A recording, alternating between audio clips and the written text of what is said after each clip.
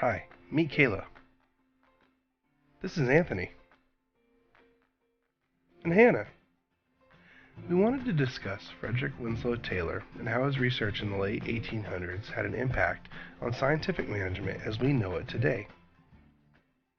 What is scientific management? Wikipedia lists it as the theory of management that analyzes and synthesizes workflows. Its main objective is improving economic efficiency, especially labor productivity. According to Saylor.org, Taylor was born on March 20th, 1856 in Philadelphia, Pennsylvania to Franklin and Emily Taylor. He attended Phillips Academy and was accepted to Harvard Law. Because of his failing eyesight, he left Harvard, and in 1873 he became a machinist's apprentice at the Enterprise Hydraulic Works in Philadelphia. He eventually took a job at Midvale Steel Company and discovered a separation between employees and management. According to the evolution of management thought, at Midvale Steel, he discovered two types of soldiering. Natural soldiering,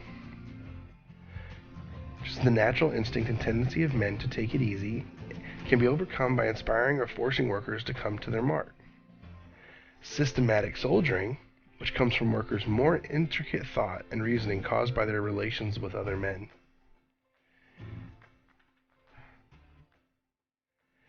Taylor had three reasons why he believed people soldiered. If employees worked faster, their jobs would be done and then they would be laid off.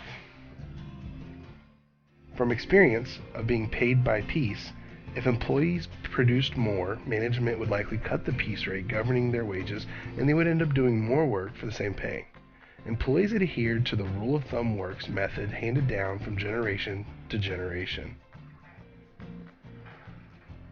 After Taylor distinguished the two types of soldiering and why employees tend to partake in soldiering, he began to distinguish scientific management.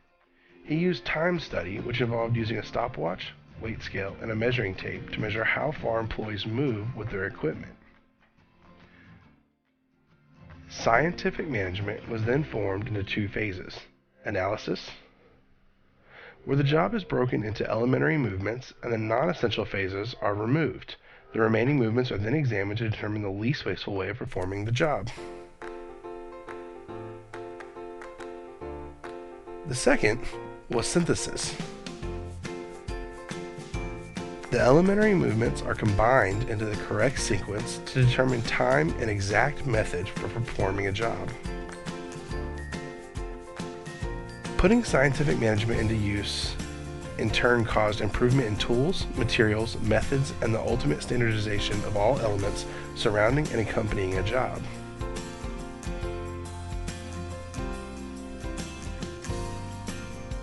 Taylor's work led to many improvements in the management world, and according to nwlink.com, these are some of the great strides that management has made to improve the workforce to what it has become today. In 1946, organization development, Kurt Lewin's research discovered that this learning is best facilitated when there is conflict between immediate and concrete experience and a detached analysis within the individual.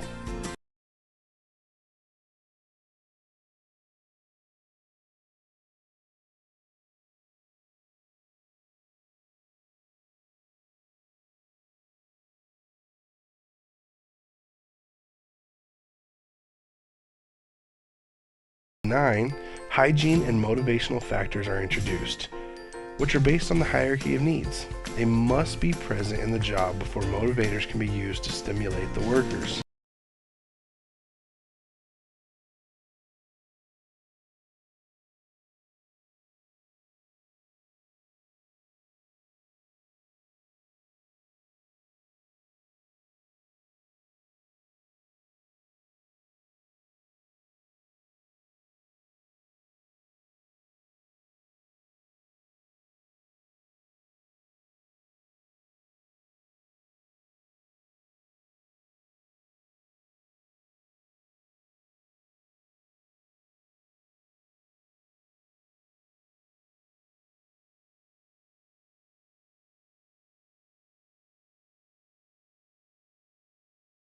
This concludes our very brief description of Fredrick Taylor and his impact on today's scientific management. Thank you for your time.